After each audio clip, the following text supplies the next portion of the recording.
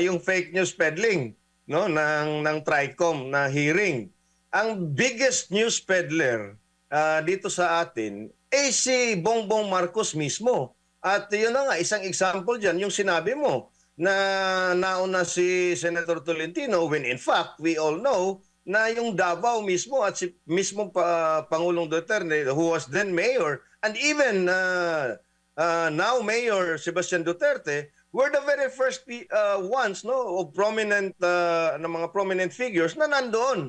Pangalawa, yung 20 kilo 20 per kilo na bigas, that's still fake news. Until now, wala. Pangalawa, yung kanyang remark ni Bongbong Marcos na yung KOJCC, ang mga pulis daw doon na nag-conduct ng raid na yun, ay walang armas, walang tear gas. Talagang it shows you na itong si Marcos, I think hindi to prepared speech eh. Kasi pautal-utal yung mga pinagsasabi niya. At common yan nitong si Bongbong Marcos. If it's a prepared speech, no, na memorize niya, magaling talaga mag-deliver, very eloquent. Pero pagka mga ganitong klase na, when huhugutin mo yung emosyon ng iyong audience, talagang nahihirapan siya.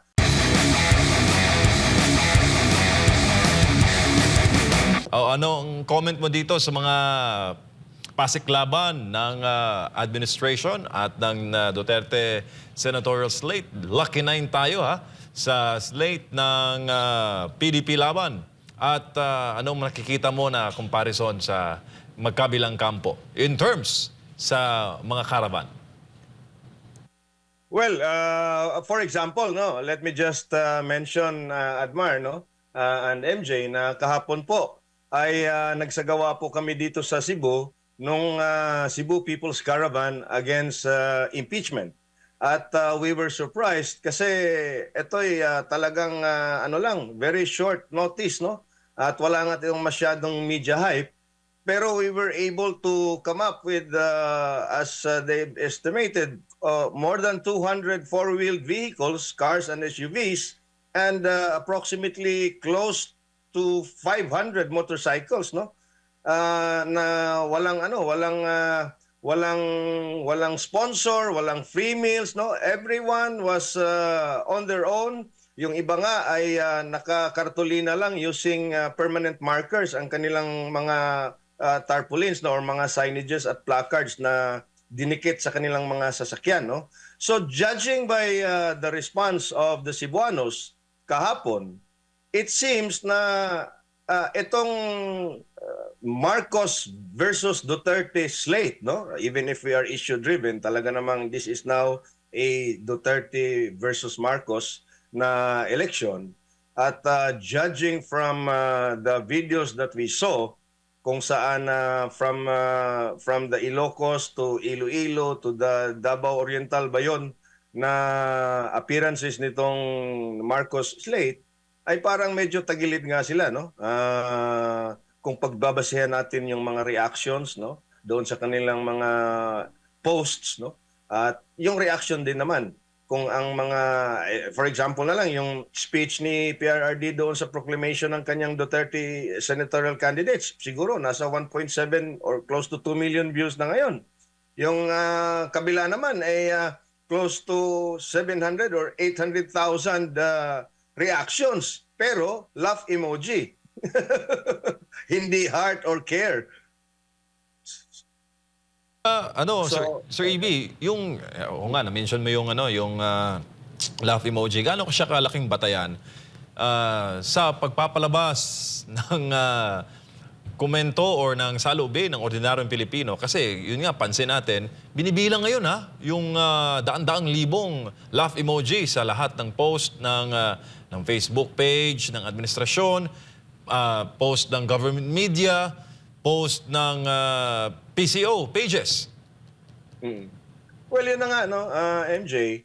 Kasi nga, ang social media is now, ang tawag nga ni Attorney Vic Rodriguez niyan, ang social media is the new media, no?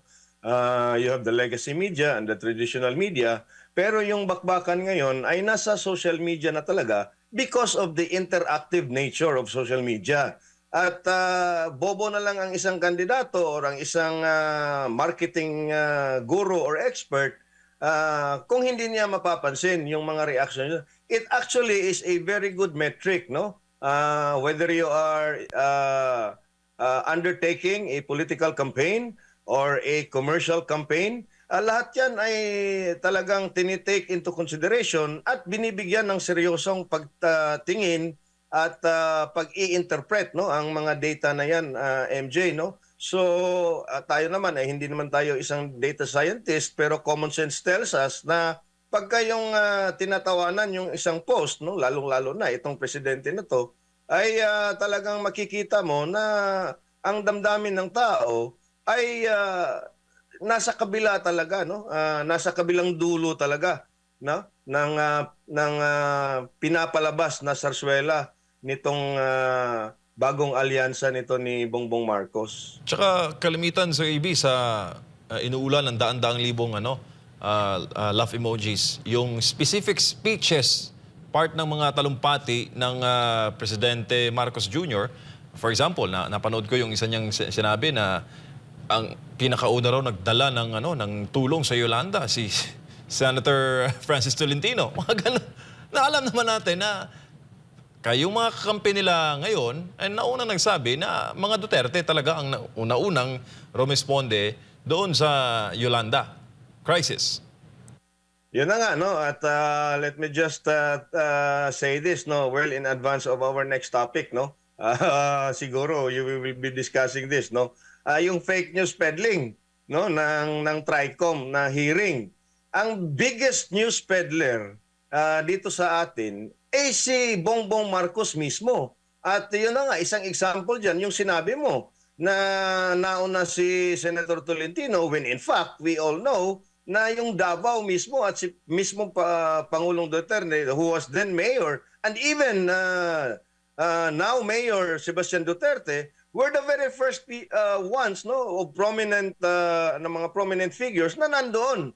Pangalawa, yung 20 per kilo na bigas, that's still fake news. Until now, wala. Pangalawa, yung kanyang remark ni Bongbong Marcos na yung KOJCC, ang mga pulis daw doon na nag-conduct ng raid na yun, ay walang armas, walang tear gas.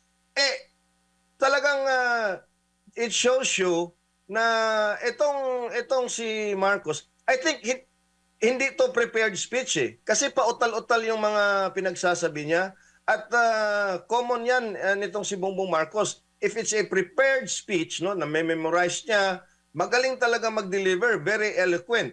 Pero pagka mga ganitong klase na, when huhugutin mo yung emosyon ng iyong audience, talagang nahihirapan siya.